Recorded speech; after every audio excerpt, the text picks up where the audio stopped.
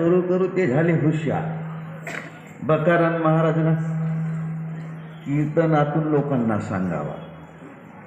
कीर्तनामध्ये पैसा आहे. हा तो पैसा तर शाळेतून 30 दिवस जायला तेव्हा 7 रुपये होते. येते तर 100 ना 200 रुपये होते. मग हा चांगला नाही का? 7 रुपये कोटी आणि 100 रुपये कोटी, 150 रुपये कोटी, 300 रुपये कोटी. मग हा मार्ग सोपा नाही का? लोक पायाही पडतात, लोक खानाही देतात, कपडेही देतात ना, मानही करतात. चला बाबाजी म्हणते, अरे हा मार्ग सोपा आहे त्या नोकरीपेक्षा. तर आलं दुसऱ्याची नोकरी करू म्हणून ते नोकरी सोडलं नाही. हा ना, कीर्तनावर लागला.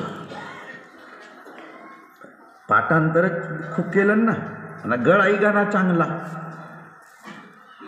त्याचा अजूनही बकाराम महाराजची अभंगाचा हात नाही धरला कोणी. त्यांनाच ह्या काही बाकी कीर्तनाच्या चाली अजूनही लिहून लावलं. सुंदर. तर रातभर कीर्तन करावा, रातभर. कोणी उठावचे नाही. द्रुपदीची कथा, तर रामायणाची कथा, तर महाभारताची कथा, हिडिंबीची कथा, तेथून त्या संत वचनातूनच तर बहु शिष्य बनले बकाराम महाराजचे. वासुदेव महाराजना देव घ्या हो माझ्या जातीचे सगळे. तर चालता देव पाहून टाकणार.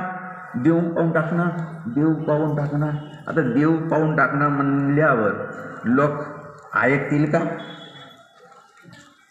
नाही. याला गळा गाणा नव्हता ना वासुदेव महाराजला, आणि बकारामला गळा गाणा होता. दुनियाला राखे उनका मान, असा राहते ना कीर्तन.